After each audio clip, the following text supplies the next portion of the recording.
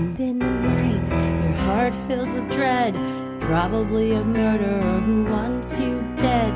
It could be a ghost, a demon, or worse. Perhaps you're the victim of a witch's curse.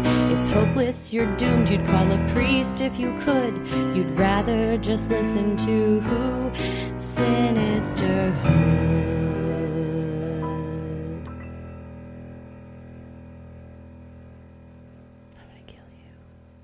Hello and welcome to Freaky Friday number 100, where we, for the past 100 episodes, have told your odd but true stories. Thank you for tuning in for all of these many tale-telling sessions. Thank you to everyone that's sent in a story, whether it's been read on the air or not. It most likely has still been read. I mean, we got a lot, so I'm making my way through them. But some I tag for later episodes, and some we use right away. So just because you haven't heard it yet doesn't mean you won't. But thank you to everyone that has taken the time, regardless, to sit down and write out something that happened to them that they felt moved to share, because it is spurred an entire community of people that feel less alone now and realize, oh, that happened to me, or gosh, I didn't think I had anything to write about, but then it triggered this memory. And so I think it's become very cathartic for many people, and we owe that to all of you. Yeah, people listening and the writers, everybody gets a little something out of it. And the stories for today, for number 100, are right in line with our Freaky Friday stories and run the gamut from intriguing to downright horrifying and everything in between. So thanks for not letting us down yet again, you all. I'm excited to get into these today. Well, let's do it. I'm Christy. I'm Heather. And let's get freaky. This first one is from Heather, not you. Well, and the subject line is, my psychiatrist was a hypno-the-RAPIST, which if you understand, there's going to be some trigger warnings of sexual assault. Hello, Heather and Christy. My name is Heather. Truly, it is one of the best names of the 90s. And I have been listening to your show for a few years now, but it's my first time writing in. I work from home, and as dumb as it sounds, after having little human interaction most days, when I listen in, it's like hanging out with good friends. So thank you for that. This story I have to share is a true story that happened in the late 2000s in a small college town called Pullman, Washington. At that time, I was going to college and was around 22 years old and was dealing with some tough things personally. So I was seeing a very well-known and highly educated psychiatrist, whose name I won't mention here only because he did have a family who were also victims. And although what ultimately went down, as you will find, was horrific and tragic, I have weird mixed feelings when I think about this man, because he did help me turn my life around, but also I hate what happened. I had been seeing this psychiatrist for a couple of years, and like I said, he was helping me with some very serious issues that were greatly impacting my life, such as extreme daily panic attacks and food phobias related to PTSD. Often I would go to his office once a week, and we would sit and talk for 1 hour-long sessions and do food aversion therapy, etc. He always seemed like a nice guy, very polite and courteous. He was in his mid-50s, I would say, had a decent family, and traveled from time to time, and even owned a plane, a picture of which was framed and hanging on the wall, which I thought was further evidence of his success in psychiatric care. Like, wow, he has his own plane? That's not something everyone has, so he must be really successful. As my sessions continued, I was starting to plateau, so we brought up the ideas of trying hypnotherapy. I had never been hypnotized, so I wondered if maybe he was right and we should give it a try. The day came and I went to my appointment, as usual, and the doctor sat in a chair across from me a few feet away and had me close my eyes and envision a staircase. He slowly walked me through the process of walking down the stairs one by one in my mind's eye, until I got to the bottom, which was supposed to be the bottom step of consciousness. I was doing well and everything seemed fine. I could perfectly see the stairs and it seemed to be going okay. Until, that is, I reached the bottom stair. All of a sudden, I felt like I was miles away from where I was in the room. Like I knew I was sitting in his office across from him, but he suddenly seemed so far, and I was filled with terror and started to freak out. Sensing this, the doctor told me to quickly walk back up the stairs, and I was able to open my eyes and told him I freaked out and would rather not try hypnotherapy again, to which he agreed would be okay.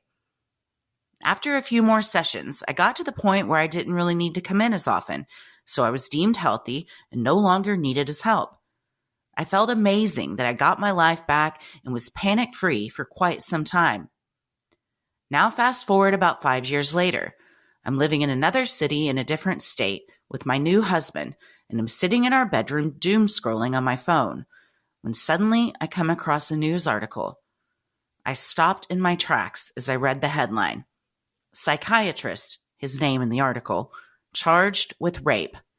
I couldn't believe it, but read on.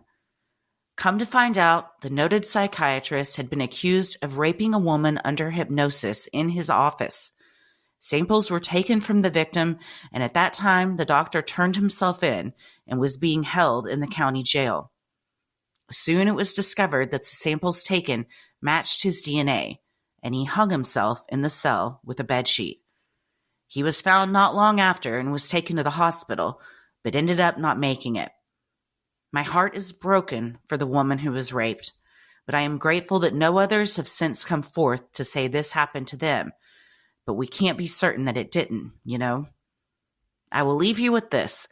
Not long ago, I was cleaning out my closet, and I found a burned CD he gave me with his voice recorded on the CD that was used to help guide me through feeling panicked. It's very eerie because on the disc he said, "Heather, remember that just because something is possible does not mean that it is necessarily probable." And ultimately, in this case, it turns out what we never thought could be probable was indeed possible and really did happen. Thanks for reading and for listening. Stay safe out there. Heather. This like the ultimate betrayal that you go to somebody for treatment of trauma and are further traumatized in one of the most heinous and intimate ways. Truly, it makes me curious why you felt that panic and fear and terror when you were about to like go completely under. Something in your body sensed this isn't right, and your body got you out of it. Right? You like listening to that. I need to go right now. I need to go back up the stairs. I was getting so nervous when she was talking about going down all the different stairs. I think because I have such a control freak kind of perfectionism like in me that like the idea of being like unconscious around someone really does like freak me out. And the idea of him like purposefully taking you unconscious is eerie in general, but then even more so now with the hindsight to know what he's capable of when someone is in that vulnerable state. Yeah. I don't know if you're unconscious necessarily as you're just very under the influence of being hypnotized, but you're still very malleable and your thoughts are, you're not like completely there. So that he took advantage of someone that was in that state and might not have understood what was happening or been able to fight back is, like you said, the ultimate betrayal. And it definitely sounds like he was guilty and he knew that and just took care of that himself. Yeah, took that way out. But the concept of using hypnosis to get people to, not like we see in sitcoms where they're like, every time a bell rings, you're going to pretend like you're a chicken. Like that's the kind of hypnosis you see on stage. But the kind where it's used to get women in a vulnerable state so you can take advantage of them. The Found Footage Festival found like a creepy DVD that you could buy in the late 80s that was like how to hypnotize women on dates so that they would sleep with you. And the guys were like, the fact that this even exists is like mind boggling. To the fact that it was produced enough that people were selling it is disgusting. And that's wrong. And then to go ahead and do that as a therapist is or a psychologist is the ultimate. Yeah. Truly abhorrent. I'm so glad, Heather, that you were not one of those victims and that you listened to your mind and your body and you felt uncomfortable and you said something and you got out of it. Like our people last week, trust your gut. And yes, Heather is Mm-hmm. one of the best names of the 90s. I just saw a TikTok about how like the new young generation, what their old names are now. And Heather. it's like Ashley is the new Barbara, I heard. And I was fucking like, kill oh my me. God. Yeah, it's like Ashley. We had a lot of Ashleys, Heathers, and Megans, so we're probably the moms now. Like we have the mom names. Oh yeah, there's a lot of Christies spelled a million different. I mean, I went to high school. In my graduating class, I probably knew like 4 or 5 other Christies, all spelled differently. So it was very confusing for everybody. But yeah, those definitely Christy, Heather, Jennifer, Ashley. Those are all the Barbaras and the Myrtles now. Gut punch. I didn't know I became a Dorothy. Oh no, it's okay. Oh man, every day something happens to make me think, God, I'm old. I'm much older than I thought I was. For sure. I love those, the moms in the pickup or the drop off line who are like, or the teachers that are like, all right, I teach 7th grade. I'm going to tell you what's in and what's out per my students. Or like, I just dropped my daughter off. I love those because I'm like, you know what? I'm not a kid anymore and I'm all right with that. But it's also like, because we have no, inside information. It's eventually I will. Yeah, but right now I don't. Like, how would we know that otherwise? It's very funny to see like just now have like insight into what a 6-year-old thinks and what they talk about, and then trying to remember back like when I was that age, be like, God, I remember when this type of gossip was like, you thought it was just the end of the world, and that was the cool thing to do or the cool thing to say. Or like I said dude a lot, and now the kids apparently say bruh a lot. And having my nieces be like, bruh. I'm like, who taught you that? They're like, kids at school. I'm like, I hate it. But okay. It's cute though, but it's not right. Yeah, Ella hasn't done a bruh, but she will say dude, probably because she hears me and Tommy say it quite a bit. Maybe she'll bring that back. I'm just I'll be like, Ella, we have some things that we need to watch for history purposes. It's called The Simpsons, and we'll be starting with season 1, episode 1. Just an education. They're like, we're like, we don't need homework. We do plenty of homework. Sinisterhood will be right back. Well, we got a lot of blankets in this house. My kids love blankets, but none more so than the new Caden Lane blanket that we just ordered for Simon that has his name on it. It's customized, and trucks. You could pick from all sorts of different prints and then have his name on it, but he loves cars. So this one's got a bunch of cars and trucks, and now he asks for it by name, his truck blankie, every night because it is so very soft. Well, that's Caden Lane comes through. Trucks, clothes, whatever you want for your kids and family, they got you. Caden Lane was started in 2005 by a single mom who wanted to create better and cuter clothes, accessories, and keepsakes for her own children and for those special moments you remember forever. Caden Lane makes caregivers' lives easier. That shows up in their Color Me pajamas that help make bedtime fun and enjoyable, or hiding extra zips and snaps in outfits to make it easier to get little ones dressed. You see these brands that go viral and you're always like, is this like worth the hype? But with Caden Lane, it absolutely is. They have over 70,000 5-star reviews and millions of customers for a reason. Summertime's coming up. It's getting warmer, and Caden Lane's new swim collection is here for worry-free fun in the sun. There is nothing more challenging than trying to slather on sunscreen on kids that just want to get in the pool, and then they got to wait and sit there while it soaks in. Well, you can keep your little one's sensitive skin safe with Caden Lane's UPF 50+ sun protection swimwear. And best of all, they also have premium quality matching swimsuits for the entire family, if that's your vibe. You can get anything for the entire family. I chose to get Caden Lane. I got a blanket, and it says, "We love you, Mom," and gave it to my mom. And she said that it's a great napping blanket. So whether you're Simon's age all the way up to Noni's age, Caden Lane has got something for you. They've got it. Caden Lane is your one-stop shop for all your newborn, infant, and toddler apparel. Head to cadenlane.com/creepy and use code creepy for 20% off your order. Once again, that's CADENLANE.com/creepy for 20% off. And make sure you use our promo code creepy so they know we sent you. Well, this next one is from your daughter. Hi, sweetheart. Love you. Anonymous. I'll tell you, she's got quite a harrowing story. The subject line of this one is, the list rose above 600 names, and I think he's still out there. And another content warning, this also involves rape and sexual assault. Hi, ladies. It's me, Heather's daughter, Anon. I discovered you through Em and Christine of And That's Why We Drink. I got caught up on all their episodes and luckily had you to keep me going. But now I'm all caught up on yours too. Oh no, guess I'll finally write in one of my own Freaky Fridays. Content warning, stalking and sexual assault. Also, as the title implies, this affected over 600 women, so chances are at least one of them is listening. So if you lived in Colorado or went to Colorado State University, and this is starting to sound like something that might trigger your PTSD, skip my story. Trust me, I get it. Side note, Anonymous did include this person's name, but we haven't been able to find any information online, so we're going to leave that out for now. But if you recognize this story, you probably also know this person's name. Anonymous continues. Based on one quick Google search I did recently of my stalker, this deserving resident of Trash Island may still be out there. I'm not so great at the Google machine, though, so I really hope I'm wrong. Ladies, if you meet him and get that sick feeling in your stomach, trust your gut and leave.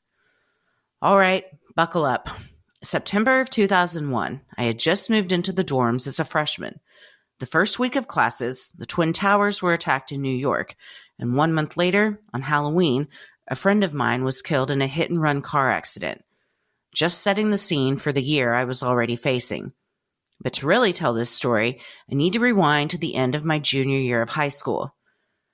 A friend of mine, who didn't always make great choices, but man was she fun to be around, had met someone via one of those early messaging programs.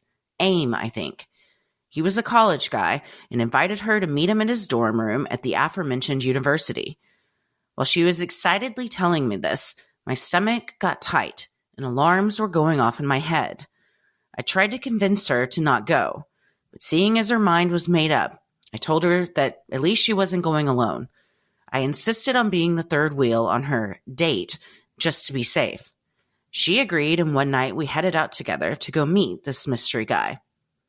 As soon as I laid eyes on him, I got this sick feeling all over my body.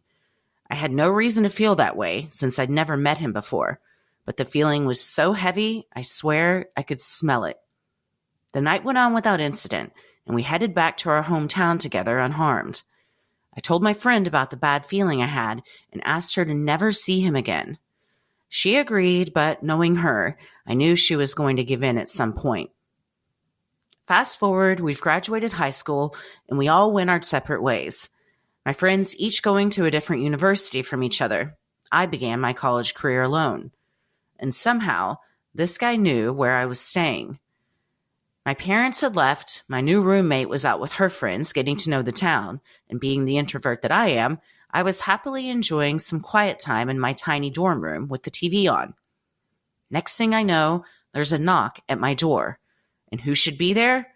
But this guy. He heard a rumor that I was enrolled at the same school as him and wanted to take me to lunch in my dorm room because each dorm room has a different themed restaurant, and he thought it would be nice to show me around. I don't know what I would have said if he'd showed up alone, but he had a young girl with him that he introduced as his girlfriend, and so I agreed to have lunch with them. Later that evening, I thought about him just showing up, but I figured maybe the school had a directory of new students or something. I've never been very tech-savvy or interested in researching those types of things, so it was easy for me to accept my own theory and move along. It wasn't long before I started getting emails and phone calls from who we shall call A. Keep in mind it's 2001. I still have a landline hooked up in my dorm, and the emails were going to my school email address. So there's no caller ID, and again, my email was at coloradostateuniversity.edu. So my theory still lined up. The emails often contained a photo of A's shirtless torso and would go on about how depressed he was and how terrible his parents were. I now know he was beginning to psychologically wear me down so that I'd give in to any of his requests. But being an empathetic 17-year-old at the time, I just felt sorry for him and figured he needed someone to listen. The next time I physically saw him was my 18th birthday. My birthday fell on a weekday, so I had plans to go home to my parents over the weekend to celebrate. And wouldn't you know, as soon as I'm alone in my dorm room, knock, knock, knock. Again, no clue how he knew it was my birthday, but the fucker shows up with a box of Mountain Dew, a bottle of alcohol, and says he didn't want me to be alone on my birthday. What a nice gesture. How awful of a person would I be to not let him in? I'll spare the details, but he raped me that night, and I kept it to myself. Didn't report it, didn't even say anything to my roommate. I felt dirty and stupid and embarrassed, and I just wanted to focus on getting through my classes. Fast forward a few days, and he raped me again. How could I let this happen twice? Well, he's just so depressed and feeling suicidal, and he just needs someone to talk to. So if I never said anything to anyone, you can imagine how perplexed I was when I came back to my dorm from class one afternoon to find a voicemail from the campus detective asking me to come in to see him. My dorm was directly across the street from the campus police, so I trotted on over. I was directed into an office and sat down across the desk from the detective. The first words out of his mouth were, "Do you know someone named A?" Turns out A had raped someone else on campus, and she told her friends. They took him out to a tree on campus and were attempting to lynch him. People nearby heard screaming and called the police. They got warrants as quick as they could to confiscate his computer and hard drives and cell phone. A had 2 lists saved on his computer. One list was about 300 names of every girl on campus that he had raped. The second list was only about 10 names long. At the top of the short list was the name of a girl he called his girlfriend, the same girl I'd had lunch with.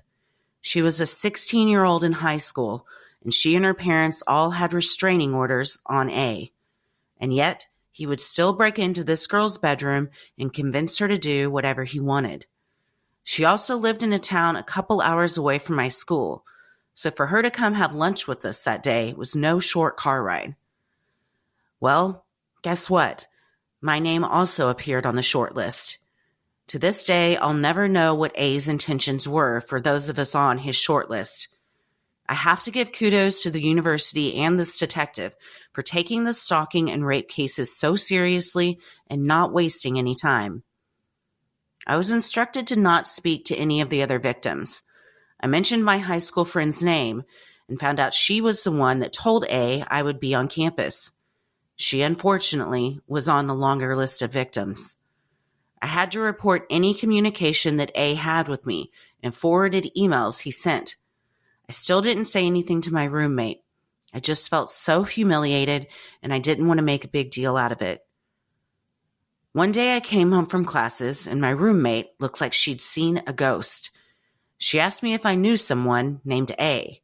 He came to the room and knocked on the door.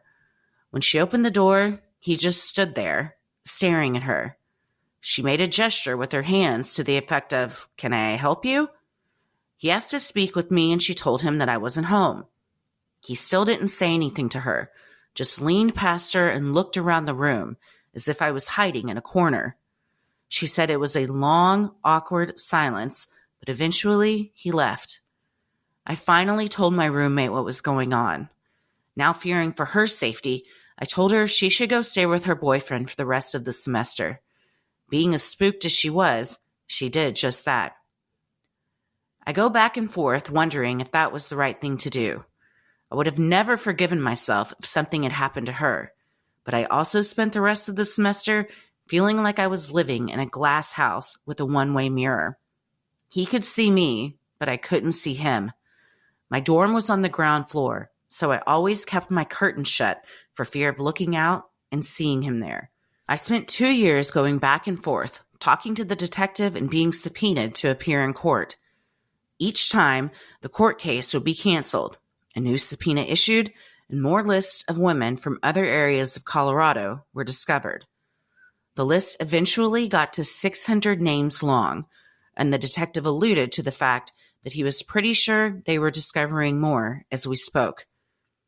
I was so numb at that point, I kind of stopped listening, so I don't know the total number of women this asswipe hurt. All I know is the detective and the DA were trying their hardest to present a case that would put A away for life. One day I came home from work to a voicemail on my answering machine, essentially saying that A had been found guilty and was going to prison. I remember just feeling a sense of relief that I no longer had to worry about going in and testifying in the same courtroom as him. I tore my latest subpoena off my fridge and tossed it in the trash. I graduated with my BA, met my husband, built a wonderful, blessed life, and hardly think about A. But unfortunately, the feelings of being watched will always be with me. My house is surrounded by cameras at all angles. I don't answer my door because what if it's him? And walking around my house in the dark always causes my brain to think he's waiting around a corner. What can I say? PTSD is a bitch. If you happen to read my story on air, I hope it simply tells others it's okay to feel what you feel. Live with what you have lived with. It was real. You're not crazy. And don't give another ounce of your energy to him. Live your life guilt-free because that's on him, not on us. I have to thank you ladies for your interview with Debbie Riddle and Dana Flightman from Spark. They gave me so much hope to hear that more work is being done to help people recognize signs of stalking. I was recently watching a documentary about Alice Ruggles, and her mother spoke about a moment when her sister had to explain to her stalking, as in deer stalking, and what happens to the deer in the end. That's a really good way to put it, that we're treated like something that they can keep their sights on and move in and do what he did, or worse. Unfortunately, I'm glad they caught this person, although not too soon enough, given the damage he did. It's hard for me to wrap my head around 600 women meeting their horrible fate with this guy. Just that number alone is kind of hard to even fathom. Like, where is the time in the day? How does that even actually possibly happen? It's mind-blowing. I will say, Anonymous, you said you've built a great life, which is wonderful, and you hardly think about A, but in the same breath said the feelings of being watched will always be with you. Your house is surrounded by cameras at all angles. You don't answer your door because it could be him. And walking around your house in the dark always causes your brain to think he's waiting around a corner. So I would say you do still think quite a bit about what happened to you. And that's okay. Like you said, you're not crazy. You live with it. It was real. And you should live your life guilt-free. I just want to also add on to that what you and so many others have experienced is real. And it's very important to seek out help. So living with PTSD maybe isn't as big of a bitch as if you're doing it on your own. Yeah, and that's another thing to consider when we think about how seriously we take crimes like stalking. And it wasn't until the last, 15, 20 years that it was even taken more seriously. And now we're seeing increasing in sentencing because the victim gets a life sentence. So the stalker may get 2 years, 5 years, whatever, get out, depending on what the state has determined the severity of their behavior is. But regardless, when you get stalked, we live with it forever. What she said is right, though. I don't think about my stalker all the time, but at least I consider, doors have to be locked. There has to be cameras on and things like that. So you're right. It is something that never really leaves you. And that's okay because it's all fundamentally a part of who we are and everything like that. It's just always so annoying that they're not beyond annoying. It's unjust that they could have a list of 600 people and do that much damage to that many people. And then what punishment is even sufficient for that? Yeah, we Googled his name quite a bit and looked up many different types of court proceedings and documents, but we haven't been able to find anything on him. So if you have anything, Anonymous, that you found, please send it our way. And if you are listening to this and it sounds very familiar and you were at Colorado State University during that time and have a similar story, you're also welcome to reach out to us. Yeah, definitely. Just because it's, 2001, the internet's been, God, I can't believe the internet's been around as long as it's been. And just the way search engines, in fact, I was watching a whole thing about how they go through and prioritize newer websites and websites with JavaScript and yada, yada, yada. So just because it's not easily Googleable doesn't mean it didn't happen. But to err on the side of caution, we didn't give his full name. But please do send in. And if you're one of the 600 names on the list or somebody that recognizes what happened and want to share your story, please do. Mm-hmm. Well, this next one is from Trash. I feel like we can all relate to that. And the subject line is, "My dog saved my life." Hi, I love your show. Thanks for reading my story. My dog is a large protection breed. Her father was a working protection dog, and the breeder specializes in protection dogs. I didn't have her formally trained in protection, but she does alert to certain things. She'll alert to gunshots and to men behaving erratically. When we're in public, if she sees or hears either of those things, she'll let out one low growl, then grab a hold of her leash and physically pull me out of the area and away from the perceived danger, usually towards our house or car, depending on where we are. She's an amazing dog. Well, one night we were walking in the park near my house. The sun was rapidly setting, and this particular park gets super dark at night. I usually don't walk her so late, but I had gotten home from work later than usual. The park was completely empty. It was kind of dark, but as far as I could tell, there was no one around. The one house next to the park entrance had their lights off. It seemed like no one was home. Suddenly, my dog alerted. Her hackles went up. She let out one long, deep growl while looking into the tree line, where people from the neighborhood behind ours often entered the park despite it not being a real entrance. I couldn't see anything, but it was dark in the trees. She then grabbed my leash and pulled me towards the park entrance. She's never alerted to nothing before. Sometimes she's alerted unnecessarily towards teenage boys skateboarding past us, but never at nothing. She hauled ass out of this park. I tried to slow her down once we were out of the park, away from the apparent danger, but she didn't let up. She pulled me all the way home. The next morning, I checked Facebook and saw that the neighborhood Facebook page had blown up. Someone was shot in that park in what was apparently a dispute between two young men over drugs. It happened shortly after sunset, probably not that long after my dog dragged me out of that park. I never heard any gunshots that night, but apparently I was in the park less than an hour before someone was shot and later died. Did my dog see the perpetrator or victim entering the park? Did she sense that the vibes in the park were bad? I don't know, but she took me all the way home, and as a result, I didn't get caught in crossfire or witness a murder that night. I'm so thankful for her all the time. The vet says I need to be a little less thankful. She's getting kind of fat from too many treats. The proof is just pictures of my sweet, perfect dog. Oh my gosh. Oh my goodness gracious. I cannot emphasize enough how perfect this dog is and how sweet her face is. Sweet little doggy. And you can tell, oh gosh, she looks like, I don't know if she's full Rottweiler, but definitely part. She's got that big, broad stance.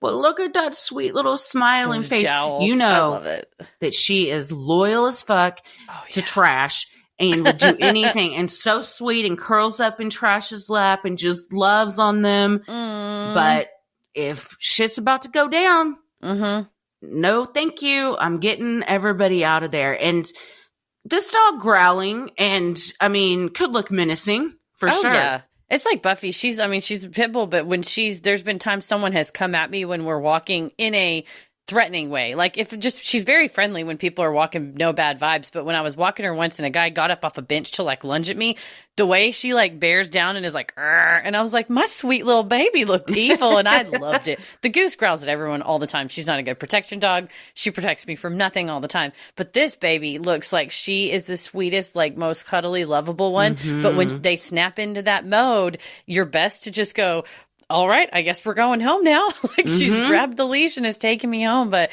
one of my friends in pre-law school had a big old Rottweiler like that named Hefe. And I've always just had such a soft spot for, because she would FaceTime with him and he would like get confused about like start going around the laptop to try to find her. She'd be like, Hefe. So I always think of little Hefe. But you gotta trust them dogs when they're trained like that. They know. I've always thought Rottweilers look like big peanut butter cups. Yeah. With just their dark brown and kind of the black. They just look so sweet. I've known many and they're all super sweet dogs. But yeah, if they are trained to protect you, then protect you they will do. Yeah, it's like they can hear the rustling in the bushes that you can't even hear, or maybe even smell people, or like you said, kind of smell, or like that sixth sense of like danger that we are, you get your headphones in or you're thinking about something else. You may not be completely aware of your surroundings, but that dog's just like, what can I find? What can I find? Yeah. Love it. It makes you realize how much is going on around me that I don't know about. And then you get, like a dog that has such heightened senses and better senses than us. And you're like, oh, goddamn, I wouldn't have even known that there was somebody right over there. Right. It's like some deal gone wrong in the bushes, like, pug, but that's why you got your baby to protect you. Well, she's sweet. Give her extra scratchings from us. And maybe just one treat. I know she's not supposed to have a ton of treats, but just like one for being so good. Sinisterhood will be right back.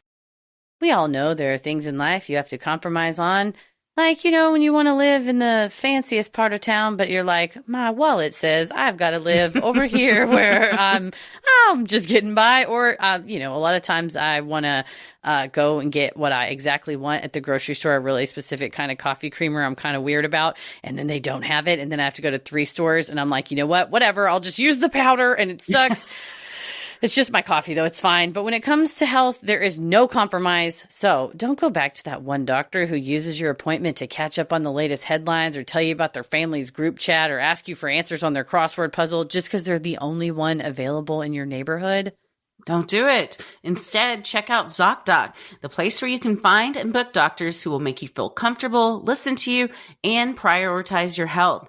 And you can search by location, availability, and insurance. So literally no compromises here, because with ZocDoc, you've got more options than you know. We're all ZocDoc users. Paris used ZocDoc to get a primary care. I've used ZocDoc for primary care, for specialists. You've used ZocDoc? Oh, yeah. Tommy, too. Yeah. It's the easiest way you just put all your insurance information in, and then it's like, do. Here you go. Yeah. You don't have to spend hours Googling, like, who's in my network? What do I even do? I don't know. There's specialists, so you can filter, like right now, I'm needing to find an allergist. So I'm going to go on ZocDoc and find somebody in my area that specializes in that. And it's a one-stop shop. It takes all the hard labor out of finding stuff like this. It makes it easier, and you're going to get good care because of all those reviews. ZocDoc is a free app and website where you can search and compare highly rated in-network doctors near you and instantly book appointments with them online. We're talking about booking appointments with thousands of top-rated, patient-reviewed doctors and specialists. You can filter specifically for ones who take your insurance, are located near you, and treat almost any condition you're searching for. Go to ZocDoc.com/creepy and download the ZocDoc app for free. Then find and book a top-rated doctor today. That's ZocDoc.com/creepy. ZocDoc.com/creepy. All right. This next one is from A, and the subject line is Scam Call Scare. Hi, ladies. Love you and the pod. You both help get me through runs, my commute, and dinner prep each and every week. I was listening to the Strip Search phone scam episode, and Heather mentioned a client almost getting scammed by a fake IRS call. And it immediately reminded me of the time where I almost lost $1,200 in one of these calls. Let's get into it. I was 22, had recently graduated with my bachelor's degree, and I was set to start my master's program in a few months. I was working as a case manager and was usually driving patients to and from different places throughout the day. One Friday, I was with a client and my phone rang with the caller ID stating the call was coming from Washington, D.C. Since I live in Ohio, I disregarded the call and didn't answer. A minute later, another call from Washington, D.C. came in. And at this point, I'm like, I'll just answer, tell him to leave me alone, and that'll be the end of it. Boy, did I make the wrong decision. Once I answered, a man told me I hadn't paid on my student loans, and I had to pay $1,200 today or I would be arrested. What? I said, arrested over student loans? That's ridiculous. I told the man this sounds like a scam, which then led to him screaming at me that they were issuing an arrest warrant. At this point, I'm sweating my ass off, panicked, and thinking, I can't just be driving my clients around and get pulled over and arrested. That would be traumatizing. I dropped my client off at their home, then immediately went to my bank and withdrew the $1,200. At that time was almost all the money I had to my name. I drove to Walmart to wire the money to the IRS, and at the money wire place, the employee was like, I don't think you want to send this. Of course, the man had me keep the call going, and when I once again told him, I feel like this is a scam, he again started screaming at me that I would be arrested. I drove to a Western Union and successfully put the wire through. They then said that I had to wait until it cleared, but after like 20 minutes of waiting, I said, I'm in the middle of my workday. Can I please go? And they finally let me hang up after 2 hours of straight panicking. Once I got out of my car and walked into the lobby of my work, I told the receptionist what had just happened. She stared at me and said, Oh, honey, that's a scam. They talked about it on the news. So now I'm panicking and pissed. I called Western Union and asked them to cancel the wire. They said they couldn't, but it hadn't been picked up yet, so if I went back to the branch, I could have it wired back to myself. I immediately got in my car, drove to Western Union, and had the money wired back. Thank God. About a half hour later, the IRS called again, screaming that they didn't get my loan payment, and they were going to have me arrested. So then I yelled back, I'm going to have you arrested because you're all a bunch of scammers. They hung up, and the nightmare ended. That night, I told my boyfriend about what had happened, to which he said, How did you fall for something like that? And I said, Well, they were going to arrest me. We both laughed it off and had a few stiff drinks.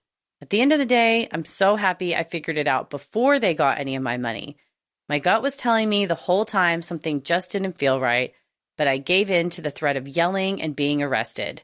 Always, always, always trust your gut and keep it creepy. Oh, man. A lot of people that we both know and have heard from that are, people that you would not think would fall victim to something like this. If they catch you at the right time and you're already stressed out and you've got people around and you're being threatened, like it does something to your like brain, like things don't start firing the way they should. And you kind of just get in this fight or flight mode of like, I got to get out, almost like a confession under duress type of situation. Yeah, that's a good way to put it, of like they purposefully say certain things to force you into a mindset where then they can manipulate you and get you. An otherwise rational person is like driving to get some issue we had at Legal Aid. It was like somebody had gotten their family member to drive around and get a bunch of gift cards, which like the IRS does not want gift cards. Right. But like somehow they had really, and this woman was like, it wasn't like she maybe like had dementia and was like much, much older. It was like a lady in her late 40s, early 50s, just like happened to get caught in that wrong moment.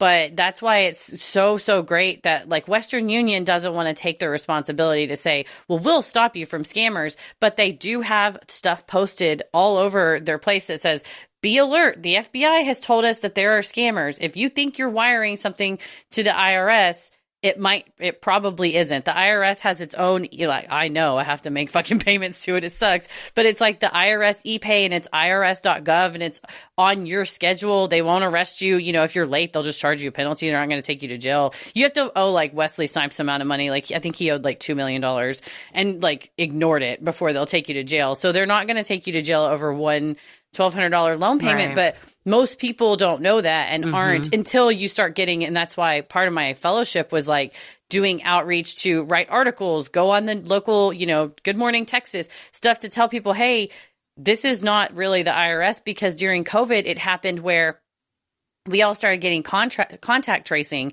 and they started using that to call people and say, hi, I'm with the CDC and I'm doing contact tracing. All I just need is to get, this. And they walk you down and they seem so legit. And they're like, and I just need to get your Medicare number, which they can then charge things to your Medicare. And if you have a bank account number so we can verify your identity, or just a credit card number, and they rob you blind. Yeah. But that acting it either lulls you into a false sense of security, or the person that I knew that walked all the way down to Western Union, and it was, again, the Western Union person points at the sign and is like, scammers. Good for them too, to be like, yeah, we've seen, and also that they've clearly had training, and the Walmart person too at the wire transfer, I don't think this is legit, but you can't tell someone don't send this. You can kind of be like, hey, heads up, we've seen this before.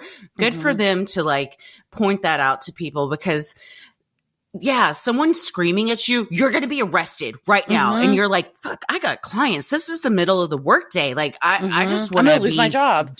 I just want to be done with this. So, and it's an amount of money that isn't a small chunk of change, but, might be attainable for most people. If they're like, we need $500,000, you're like, click. Yeah, right. That's not happening at all. Yeah. But somebody instead goes and basically wipes out their bank account, which is all they have. And that they may already know that. They may have already looked at your bank account and seen how much you have, Somehow hacked you. But I'm very, very nervous for what the landscape looks like going forward, because because you don't even have to be a good actor, as far as the scammer calling you doesn't have to be a good actor, because the rise of AI, the rise of deepfake voices, and it could sound like, somebody calling. And that's why a lot of my friend Ian Ross Phillips, who's a litigator, and I jokingly will just call him for, random stuff about the show, or if I see articles, and he sent me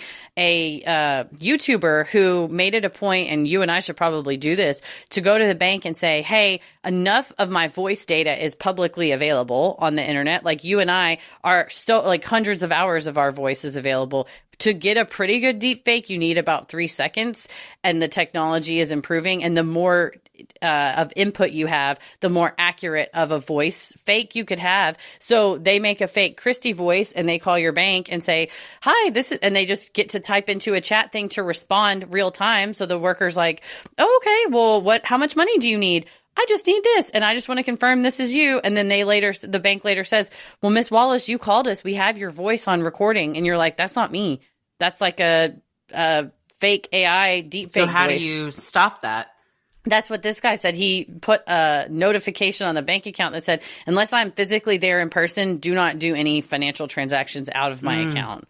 And having 2-factor authentication on your phone. So if you get an alert that they can't, all that kind of stuff. But it's freaking me out the more and more we're getting down the road with how good deepfakes are, because all scammers do is figure out a new way to manipulate. Gift cards became a popular thing, and they're like, oh, this is a way that money can get transferred and you can never give it back. Therefore, I'm going to call this person and tell them they have to send it a gift card. Wires, when wires are gone, Western Union cannot help you. They cannot bring it back. So it's a good thing that in this case, they said you can come on down here and reroute it, since it hasn't been accepted. So thank God for that. But if you get a phone call, the IRS does not call people. The IRS sends you a letter in the mail. They're old school, baby. So they're not going to ever arrest you either, unless, like I said, you owe millions and millions of dollars. And in that case, they've probably sent you a lot of letters that you ignored. I told you about how I think twice now, Tommy's grandma has received a call with someone posing as Tommy, saying Grandma, I got into a car accident. That's why I sound funny, because my nose is broken and I'm in jail and I just need this amount of money wired to, and she was smart enough to be like, who is this? And then called up and hung up and called Tommy right away. And he's like, no, I'm totally fine. But like you said, you get enough of somebody's voice out there and it sounds exactly like that person, and they prey on older adults who might not be as aware of that type of technology, or, people that are in kind of, fixed income situations where they're more likely to maybe fall victim to something like that. Yeah, where you're not quite as savvy. We had a client that called us, like I said, that, and they said, oh, it says you owe money to this charity. And I'm like, that's actually not how charity works. You never have to give money to a charity. Right. It's gratuitous. But because he was much older and he had Parkinson's related dementia and was kind of struggling with that. So that the fear though is that grandma gets a call and it sounds 1,000% like Tommy, and that's the danger that we're moving towards of like, oh, am I gonna have to FaceTime my mom so she knows it's me? And it's like, well, they can also do video skins to look like, so what is even real anymore? You got to do like me and Shannon did back in the day. We had a secret password that only we knew. Oh, so there you got to do that. And you do it Everybody in person. have a secret password with your kids. Yes. Like I remember friends growing up. I don't remember if I had one, but I do remember like some of my friends had passwords of like, if anybody ever comes to school and says they know your mom and want to pick you up, ask them for the password. And if they don't know it, that you don't get in the car with them. Yeah. So now we all got to go back to that. Here's another idea. We get rid of social media. We get rid of all of it, and we all have to start just handwriting letters and meeting like the 90s Telegrams. and meeting back up in person. We can have pagers. We can have those back. But we have to go back to like doing things like we did before we had all of this shit that has torn us down. Like earlier today when half the fucking world was about to lose their minds because AT&T was down. Nobody could make any phone calls.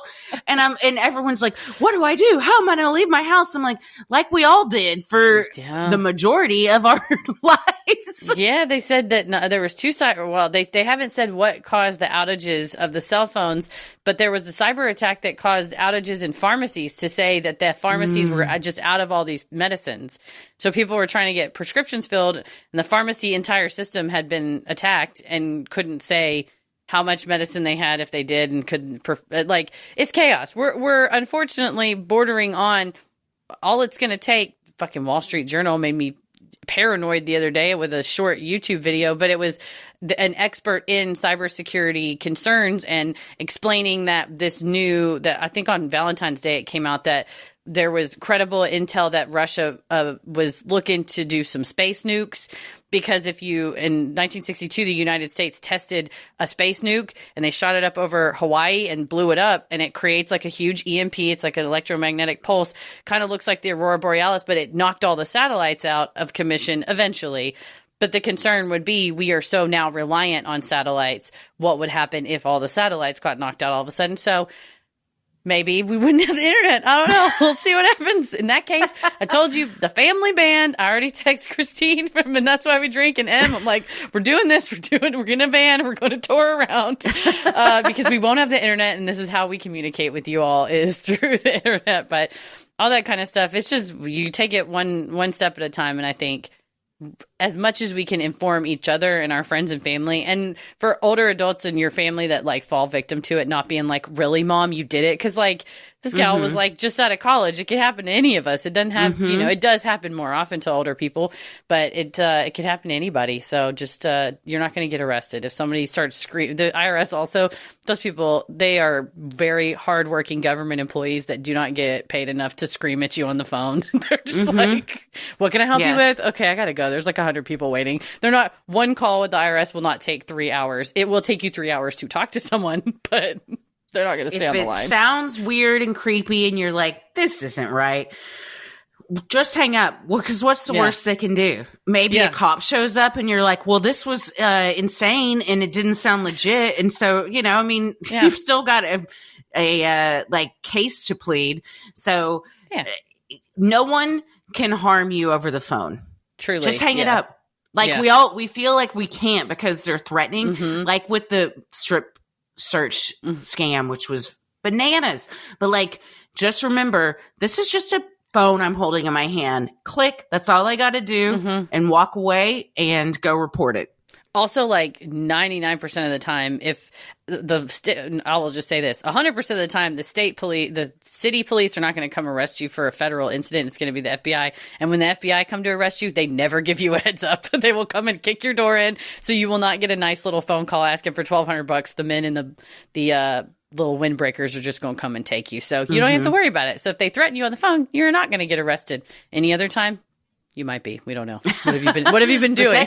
You don't have to worry. You don't have to the buildup and stress of worrying about it because it just happens. They don't tell you. It You can just be anxious all the time or just never, and it's fine. But you did nothing wrong, dear A, and I'm very sorry that happened to you, though. But I'm glad you got your $1,200. Yes, I'm very glad that worked out before they got it. And I love that they were like, son of a bitch, when they showed up to get it and they realized that she'd caught on. And then they have the audacity to call back. Oh, man, that's the thing, too, is like their whole MO is just aggression and banking on, I'm going to wear this person down and make them feel so uncomfortable that eventually they're going to give in. Well, joke's on you. And then you call someone that's like, I got all the fucking time in the world. You're a scammer. I'm going to report you if you don't hang up right now. And then they do. Because if you start to fight back, then they realize you're not an easy target. For sure. There's a whole subreddit where people get the text message scams and then will, like, knowing that it's a scammer, giving them fake information or giving them like the whole storyline of like Leslie Knope. Like, you're like, hey, what's your name? Like, my name's Leslie. And they're like, where do you live? You're like, Pawnee, Indiana. And like, they don't know. So you can just like answer really easily, like in character. And then in the end, you like send them a picture and they're like, fuck you, you wasted my time. I'm going to come to your house and kill you. And it's like, okay, good luck finding me in Pawnee. Bye, bitch. Blocked. Like, but and also, you wasted my time. Yeah. You opened this line of dialogue, asshole. You're the one that asked for this. Yeah, they get real pissed whenever you scam them back. Sinisterhood will be right back. Well, this next one is from Turner, and the subject line is, I saw dead people for 6 years. Hi, ladies. I first followed you during your crossover with And That's Why We Drink, but started binging around Thanksgiving 2023, and am almost caught up. I grew up in Plano and Stephenville, so hearing you talk about DFW gives me so much childhood nostalgia. Thank you for making me laugh as I work my way through grad school and clinicals to become a pathologist assistant. Before I went back to school, I was a death investigator and autopsy assistant in Houston. I saw the best and worst of humanity daily, and while I did like my job and found it meaningful and impactful, COVID took a toll on me, and I had to make a career shift to a different and less traumatic area of pathology. There are so many stories I could tell you and so many times I've thought about writing in, but it was listening to Amy's story in Freaky Friday episode 74 that did it. As a refresher, her neighbor died traumatically, and she decided not to tell her new neighbors because they had lost their home in a fire and deserved some happiness. A decision I fully support and one I also made, hence my story today. I worked night shift for several years. It was winter, and I was getting home very late on a Saturday morning after a very long and understaffed shift. I noticed my next-door neighbor's garage door was up. Not thinking much of it, I went inside and went to bed. But that evening, when I left for work, the garage was still open, and the next morning and night, it was still open.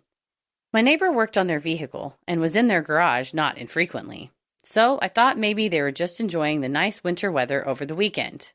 Texas winter is really just not summer anyway. I asked my then boyfriend, now fiancé, to check on the neighbor when he got home Sunday night while I was at work, but he also got off work late, so it wasn't unsurprising that our neighbor didn't answer when he knocked. But Monday morning, when I was again getting home late and the garage door was still open, I walked over to investigate and saw their walker in the back of the car, which was parked in the garage and definitely not being worked on. At that point, I couldn't ignore what my intuition had been whisper yelling to me my whole shift. I grabbed my fiancé and we asked our neighbors if they had seen our next-door neighbor over the weekend. No one had. We knocked on the door and rang the bell several times over the course of about 30 minutes with no response. We also found that the interior door from the garage was unlocked. Being a death investigator, I knew exactly what was happening. I called the local police department to perform a welfare check. My fiancé offered to go inside and check on them, and I thought about doing it myself. But our neighbor and my fiancé had talked about their firearm collections, mostly antique and handed down through family, and I didn't want to risk it in case they were fine and thought we were intruders. This is Texas after all. I also didn't want what I knew I would see to be the last memory of my neighbor. The fire department and police arrived shortly and confirmed our neighbor had died. I texted a day shift coworker to give them a heads up and finally went to bed about 20 hours after I'd gotten up. When I went back in for my last shift of the week that night, my coworker who took the report filled me in. My neighbor was older and had many health conditions. I knew of some of our conversations over the past 2 years. We found it funny we were both diabetic. He had passed from his medical conditions, but he was found on the floor after a presumed collapse. I've told so many families that a collapse is quick and sudden, and usually a person is gone before they're on the ground. But in that moment, I found myself asking, what if I had checked on Saturday? What if I called for a welfare truck earlier? Was there anything that could have been done? My coworker obviously recognized the look on my face, and she assured me that they had likely passed late Friday or early Saturday based on the investigation. But I still have to tell myself sometimes that I couldn't have known Saturday morning that anything was amiss. Their family sold the house, and a family with a toddler and an expectant mom moved in. The dad of the new family also worked the night shift, so we would give friendly waves as we were leaving for work. I would think, does he know? Did they ask if anyone had died in the house? Is my old neighbor still there in some way? Do they know how much sadness that house holds for another family? Should I tell them? In Texas, only violent deaths have to be revealed when a house is sold, and unless it's a homicide within the past 3 years, I think, if the buyer doesn't ask, no information has to be given. Like Amy, when the new family came home with their new additions a few months after moving in, their happiness affirmed my decision not to tell them. The house deserves to be haunted by happiness and children laughing, not by griefs and what-ifs. My next-door neighbor and I are both Aggies. Per tradition, I said their name and remember them on muster, a very solemn tradition of honoring deceased Aggies on April 21st. They and their family are still in my thoughts often, as are so many others whose lives have been touched by death. I know from experience that if it was someone else living next door, it likely would have been much longer before my neighbor was found. I'm thankful that his family didn't have to experience the level of grief that brings, but sometimes I still wonder if I could have done more. Thank you for taking the time to read my story. It helps to tell these things from time to time. Amy, you're not alone in your decision. Please know that knowledge of death and trauma like that are not yours to shoulder alone. I'll leave y'all with one of the most impactful things I've heard in my career and has helped me process my own grief. It is a law of physics that energy is not created or destroyed. Everyone that has died is therefore not gone. Their smile, their hugs, their laugh, each moment you shared with them exists in the world still, and you carry that person you love with you always through the energy you shared. Well, don't feel bad, Turner. You did, like you said, you did it. You probably called a welfare check-in sooner than most people would have. But I love that neighbors are looking out for each other. I've left my garage door open before, and our neighbor texted me and was like, hey, just FYI, so look out for your neighbors. I like that. And then, you probably listen to your gut and you're like, yeah, especially if you're in this line of work, that probably something did happen. But I like this idea of houses should be haunted by laughter and new memories and not the tragic things that happened before that are unrelated to the people that live there now. Yeah, exactly. I think that's right. It's a blank slate for the family and letting them have that blank slate and live that way in the blank slate. And I love that quote about the law of physics and energy. I had a similar quote in the words I said at my dad's funeral. That's from a John Green book that my friend Gypsy shared with me. So I like that concept of thinking of it scientifically in terms of energy. It's impossible to create it or destroy it. So it's literally impossible for people to be gone if we're going by the laws of physics. So I love that. In that way, I hope that your neighbor's energy goes on and stays with their family and is at every A&M football game and, stuff like that, where it gets exploded into a million stars and all the places they want to be. But don't beat yourself up, Turner. You did, like Christy said, you did what a good neighbor would do, which is I don't want to be too much in your business, but also I'm concerned about you. If something is amiss, just reaching out and saying something. So y'all did the right thing. And thank you for all you've done for all the families that you helped with your career and autopsy and pathology. Yeah, that's not an easy career, and thank you. And I get it, having to change kind of paths. So many did when COVID first hit because of the horrors that they saw. So kudos to you for being like, I got to take care of my own mental health and make a change so I'm okay.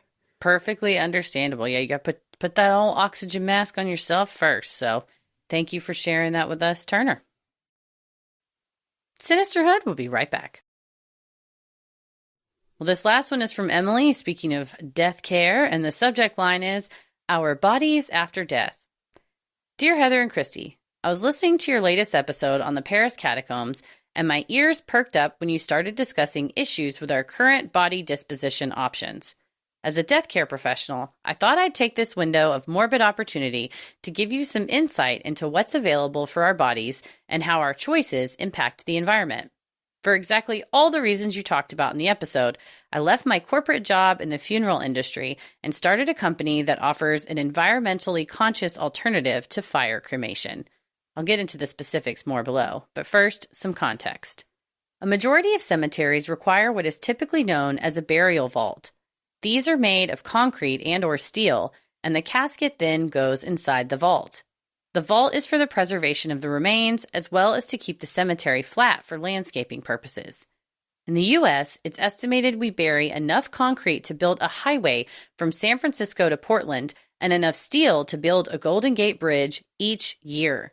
We're also burying millions of gallons of embalming fluid, which may be leaching into the ground, and also are hazardous for the embalmers who have a higher incidence of cancer. And, as you mentioned, we're running out of suitable burial space and could be using that land for the living.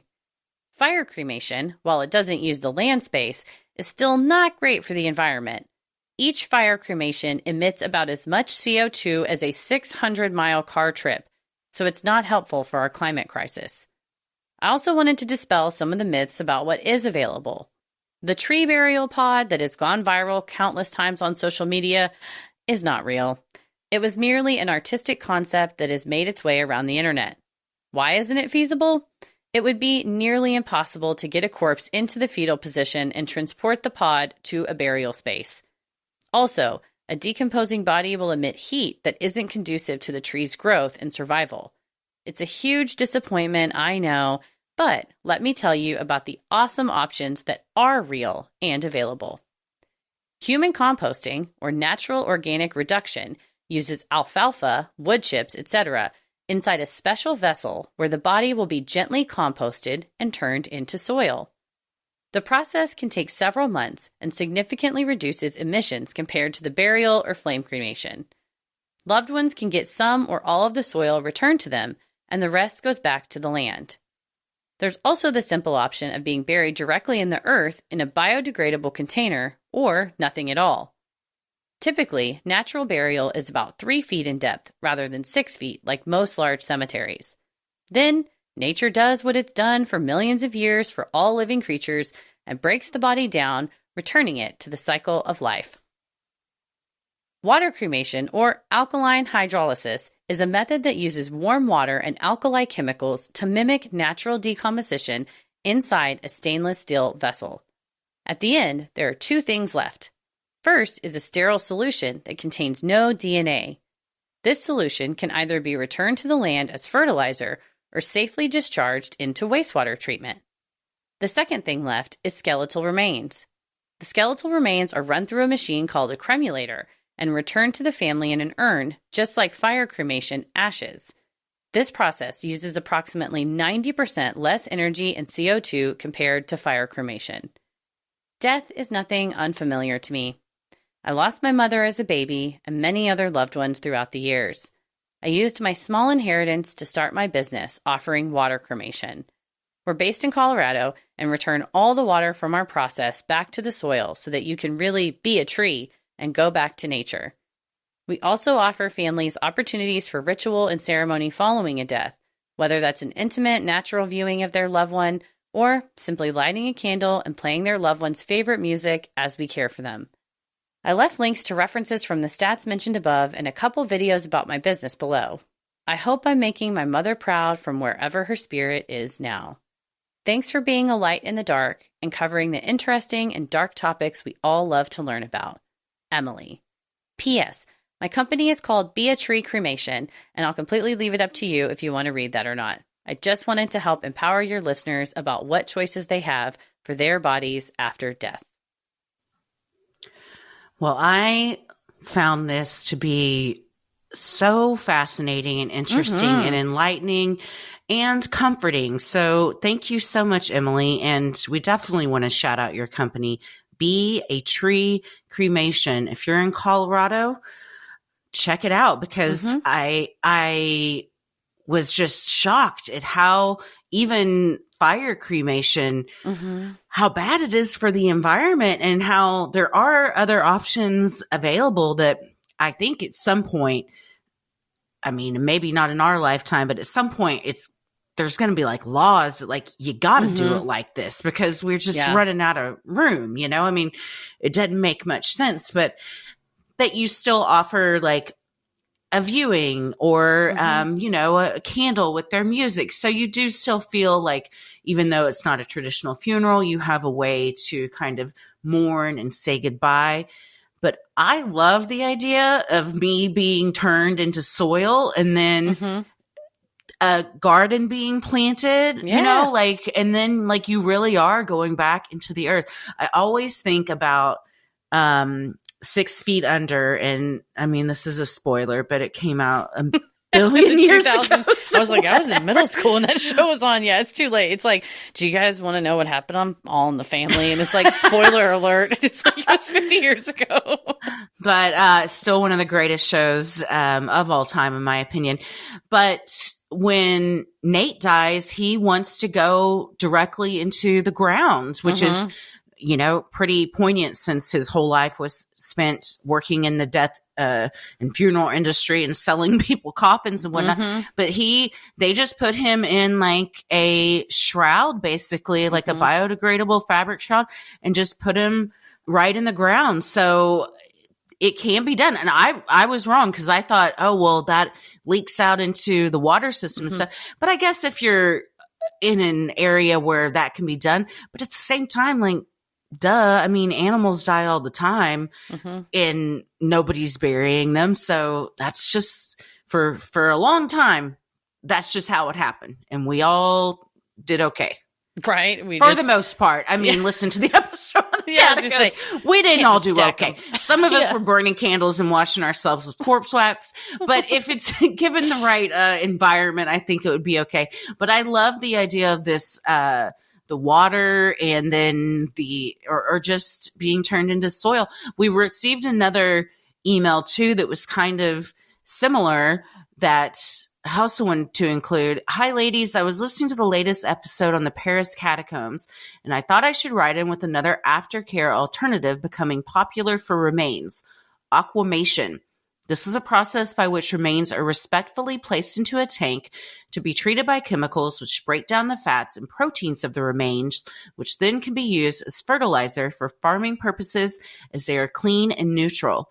The remaining bones could be ground into a powder for keeping in an urn or scattering, much like Emily was talking about. And then also, we got to shout out this person's business, because she says, my brother-in-law runs an aquamation business for pet aftercare in Edmonton, Alberta, and the city certified the byproduct of the process safe to be disposed of via the normal city drains.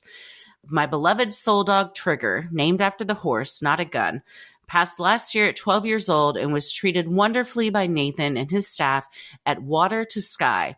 And his bones will return to us and rest in an urn in our home where he can watch over and be with us. So if you're in Edmonton, Water to Sky. And I love that it's not just for humans. It's been extended to pets as well. So no, yeah, I agree. I think that you're right. We are probably on a precipice as we get more and more informed about the I would say dangers, like what's the amount of stuff we're burying in the ground, that much steel, that much concrete that we're burying. And to hear that certain death workers have higher incidence of cancer because we insist on this like archaic practice that we know. I mean, we heard in the catacombs, they thought they were doing everything right before they dumped all the, before they figured out the catacombs. They're like, yeah, we just put them in a mass grave and then it breaks down and we just bury over it and it works out great. And it's like, well, now it's been 200 years and like this shit is wrecking it's wreaking havoc. So the fact that we can proactively go, we got to stop doing this because people are getting cancer. We're fucking up the ground. It's not good for the bodies anyway. All that kind of stuff. I'm glad that we're moving towards a more eco-friendly kind of approach. So we're not burning CO2 or ruining the groundwater or whatever nearby us. Yeah. I think like so many things that we do, traditions, culturally, religiously, it's just always been how it's been. So everyone comes to accept it, and it kind of takes this new push out of usually necessity that, the tides turn and then this becomes the new normal. But it makes sense to me. I'm pro fertilizer, pro aquamation. For sure. Yeah. Whatever can be done in a safe way that doesn't wreck the environment. And I love that it can just be, if you want to go in the city water supplier, you can go pour it out on the garden or whatever, kind of like that idea. Or the ocean or something. Yeah. It's safe. It's like a safe way, and that you're not like dumping ashes somewhere that they don't need to be dumped. So thank you both Chris Lee for that email about the aquamation in Canada, as well as Emily for that very insightful list of options for all of us to be thinking about. And as a PSA, as part of your estate planning, I think everybody should have an estate plan, and everybody should have you can either do like a pre-funeral plan, like if you want to tell your family what you want, or even just a declaration of disposition of remains of like, please cremate me, please whatever, just so your family knows, so they don't have to ask them questions. And it's like a one-time thing that feels uncomfortable to think about, but it's a really good gift that it's a burden off of your shoulders. And then when something does happen to you, because we're all going to die, so FYI, when it does happen, that your family's Happy Friday. Happy Friday. We're all going to die. It's on your calendar. You just don't know what day. But that way it's one less, it's like a final gift that you're like, oh my God, thank you, Mom. Thank you, Dad. Thanks for leaving this for me. So something to think about too. Well, I'm going on record saying I want to become some fertilizer, and I want to be planted in the ground. We're like, we're going to play this podcast at the court to tell the probate judge what you want. And they go, we don't know if that's really her or if that's AI. And we're like, well, it is her. And they're like, in the actual episode, she said, what if it's not me? It's AI. It's like, damn it. Well, we have this hologram because this is like way in the future. It's like True, Princess Leia. We're going to have like little drones like R2-D2 that'll be a Princess Leia style hologram to be like, hello, my name is Heather and this is what I want done with my estate. I also appreciate, while it's disappointing, to know that the tree pod is actually not it's a scam. Feasible. It makes sense when you think about it, because all the diagrams I did see, the body, is in the fetal position. Well, rigor mortis sets in, and I don't think you can do that after a minute. So it can't bend you the right way. I didn't know that. But it at least I know I can still be the fertilizer or wood chips that go into helping the tree grow. Yeah, I didn't know that people were putting bodies under it. I thought it was like a human loamy kind of what I hear here. So I'm glad to know that that's possible. Turn me into some dirt and let me get scattered somewhere good. Yeah, but for a while there was also, it was kind of like a big pod made out of something that the body would go in, and then like you planted that underground, and then there was something, I guess, in the pod that also helped. But turns out it was all just it's a scam, an idea. I don't even know if they were selling it or if it was just like, wouldn't this be cool? But we got some hardcore science facts that things can be done. And Emily listed a lot of very helpful references that we can put in the show notes as well. A bunch of links to different stuff about it. So thank you so much for all that.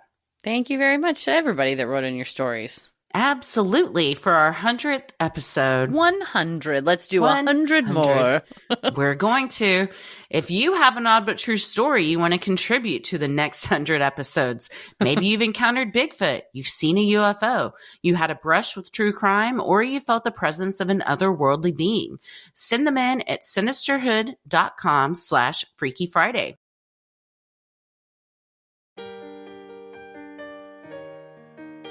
If you like our free episodes, you'll love our Patreon bonus content.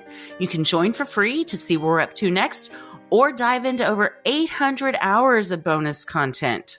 Your Honor, we've got a docket for you this week, so you will be ruling on some grievances sent in by our wonderful listeners. If you all aren't familiar with all of the wonderful stuff we have on Patreon, head over right now and sign up for a free trial. For a limited time, we're offering free trials where for a week you can join at any level, try all the perks, binge whatever you want, join us on live streams. We got a live Q&A February 28th at 8 p.m.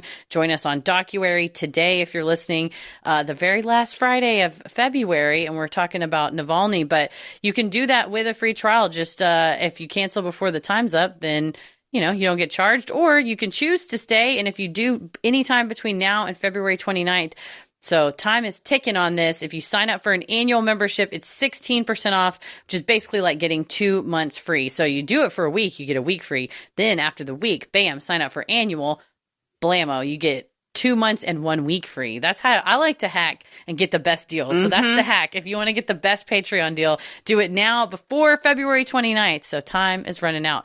And what are we doing? I kind of spoiled it with Docuary, but what we got going this week? No spoil, just a teaser. We have our last documentary that we'll be discussing of February. Every February we do Docuary, where every Friday at 2 p.m. we go live on Crowdcast and discuss live in the chat with you all what movie we watched that week. This time we've been doing the past award winners for Best Documentary. I believe the Oscars are the 29th? They're coming up. Is it on the leap day? No, Surely they're on not. a weird day, because I looked the other day and I was like, why are the Oscars so late? And it's going to be well, we're doing it in preparation so everyone could get 10th. ready. March 10th. Okay. Yeah. These are past doc winners to get everybody in the mood. And this Friday we'll be doing the 2022 Best Doc winner, Navalny. It's very timely right now because he recently died just a week and a half ago, and his wife is going ham on Putin online. She's real pissed, rightfully so. So we'll be discussing that newest development as well as the documentary, which is wild. I've seen it before.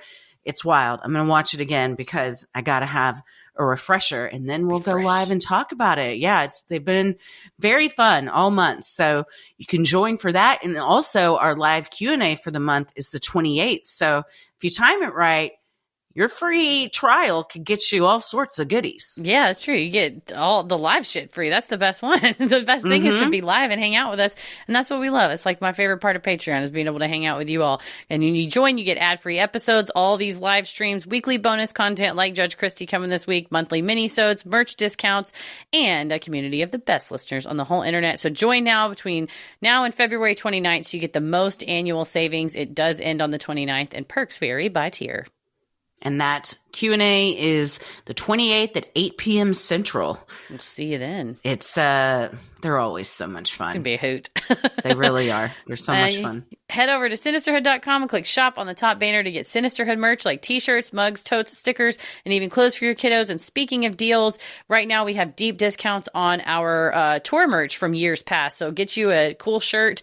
The design from the 2022 show at the Texas Theater is one of my favorite merch shirts we've ever had. It's just a dope country ass skeleton with a hat on. Sizes and quantities are limited, so get on there and get it before they are sold out. We're getting sold out on a lot of those at sinisterhood.com and click shop on the top banner. While you're on our website, you can also review the show, follow us on socials, and check out the episode description. You'll also find fun things like topic-based playlists and links to live show tickets. We're going to be going back out on tour soon. We're finalizing dates and cities right now. If you're a patron, you get first dibs on tickets, including VIP tickets, which are limited. So another perk for signing up over there. Definitely. You can follow us on Instagram and Threads at Sinisterhood Pod. Like us on Facebook at Sinisterhood. Follow us over on our YouTube channel where we've got all kinds of clips to show you. We got full episodes. They come out early and ad-free on Patreon and then drop a few days later on YouTube. So hit that subscribe and notification button so you are made aware right when they drop. And follow us on TikTok. We've got some long videos on TikTok, some short videos on TikTok. We're playing with the old TikTok. We've got some new stuff coming for you. So both of those are at Sinisterhood Podcast. And if you want a video of us and you tell us what to say, go to cameo.com and order your custom video shout out where we can celebrate whatever you want with you. Happy birthday, happy anniversary, congrats on your wedding, etc. Whatever you want to say, we want to share that message at cameo.com/Sinisterhood. Where are you at? Can online? I say? Oh, please say whatever you want. Can I say that last night, yes, I was just like, I kind of need a little pick-me-up when I was trying to go to bed, and I opened Cameo, and we have, I think, 52 5-star reviews. Every review has been 5-star. And I was reading the comments people leave and got like welled up because they were all so nice and just like so much thought was put into this. You guys just really made my day. I've gone back and watched this, or I got this for my wife's birthday. I couldn't even wait to give it to her. She's so happy. She cried. Like it's very humbling for people to want to like have us be included in a wedding day or say congratulations or a birthday or even a pep talk. So I felt really good that I was like, man, these are 52 people that we made them really happy. And that might be a small number in the grand realm of things, but like 52 people that we don't even really know are happier because we did something for them. And I'm kind of tooting our own horn at this point, but go get a Cameo because we really do. And it's not even like we put a lot of effort into it. We just do what comes natural, which would be talking to you in a natural, like kind, encouraging way. So the effort is like there. Taking in what you asked us to do and genuinely answering in an honest and vulnerable way, and not like it's dressed up, it's fake, there's like lights, camera, action. It's like you're on the porch with us and we want to be your friend and be able to pass those messages on. So thanks to everybody that's left a review, and more so thanks to everybody that's ordered and let us be a part of whatever you're doing, whether you had a new baby, you're getting married, any of that, asking us to give you advice or give recommendations on stuff. Like, we love it. So cameo.com and let us talk to you, because it gives us something too. Well, where can the nice folks find you online? I am on Instagram at Christy M. Wallace, Threads at Christy M. Wallace, and TikTok at Christy or GTFO. Heather? Pretty much everywhere at Heather versus the world. As always, the devil rules the airwaves. Keep it creepy.